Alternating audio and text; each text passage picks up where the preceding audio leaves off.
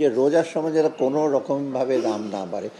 রোজার সময় যে নিত্য প্রয়োজনীয়, রোজা ছাড়াও মানুষের যে কনজাম্পশন প্যাকেজে যে জিনিসগুলো আছে সেটা এনশিওর করতে, এবং আপনি দেখবেন সেই জন্য আমরা নিরলসভাবে চাল, ডাল, মসুর ডাল আছে, তারপরে আপনার চিনির দাম তো রিজনেবলি অনেকটা এখন আসছে, এবং বাকিগুলো আমরা চেষ্টা করছি যে রিজনেবল দামে আসে। প্রথমত হলো সরবরাহটা নিশ্চিত করা, এবং সরবরাহটা নিশ্চিত করলে অনেক সময় আবার সঠিক দামে আবার ভোক্তারা পায় না।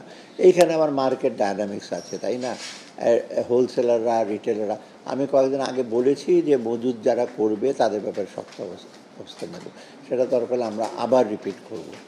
ভোক্তা অধিকার এসে ছাড়াও অন্য যারা এজেন্সি আছে, সে এজেন্সির নাম করার দরকার নাই, তারা দেখবে যে কেউ ধরেন সয়াবিন গুদামে রেখে দিয়েছে না, বেসমেন্টে রেখে দিয়েছে কিনা, এবং কিছুটা তারতম্য হতে পারে সাপ্লাইয়ের জন্য, কিন্তু একেবারে যে বিরাট একটা ক্রাইসিস হয়ে যাবে সেটা হওয়ার কথা না। এইটাই সবচেয়ে বড়। আর আমি একটু অনুরোধ করব যে কোনো জায়গায় যদি এক্সরবিটেন্ট প্রাইস থাকে, ভেরিয়েশন হয়তো, ওই ভোক্তারা যদি কিছুটা নজরে আনে, ধরেন আজকে শ্যামবাজারের যে দোকান, মৌলভীবাজার বা ঢাকার নরসিংদী বা ধরেন মহাস্থানগড়ের বা কুমিল্লার দাউদকান্দিতে ডিফারেন্ট প্রাইস হবে, প্রাইসটা ভেরিয়েশন করবে হয়তো ট্রান্সপোর্ট কস্ট, এর বেশি তো করার কথা না। অতএব এইগুলি যদি আপনার একটু নজরে আনে, হয়তো আমরা ইমিডিয়েটলি আমরা এসে করি। কারণ অনেক সময় কি পুরা দেশব্যাপী ড্রাইভ বা দেশব্যাপী অ্যাকশন নেওয়া যায় না, কিছু কিছু জায়গায় আছে অ্যাকশন নিলে হয়তো প্রথমত ওখানে সমস্যার সমাধান হয়, দ্বিতীয়ত একটা ডেমনস্ট্রেটিভ এফেক্ট আসে যে ওখানে কিছু গণ্ডগোল করলে এরকম করলে আমরা নেব।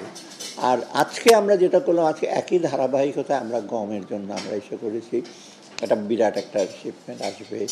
তারপর আরেকটা জিনিস যেটা আমরা করেছি যে আমাদের জ্বালানিটা এসে করার জন্য, কারণ একটা ওইটা কিন্তু আরেকটা চ্যালেঞ্জ, এসে গরম চলে আসছে, আমরা অনেক রকম জানুয়ারির এসে ডিমান্ড থাকবে, এটা যেন এলএনজি আনার জন্য আমরা কতগুলো অ্যাপ্রুভাল দিয়েছি জ্বালানি। তারপর সারের ব্যাপার, আমরা তো বলছি যে সারের যেন ভাবছি না, এখন নূতন আবার ইসে হবে ইউরিয়া সার, গ্রানুলার ইউরিয়া এবং ফাইন ইউরিয়া, এটা আমরা অ্যাপ্রুভ করেছি।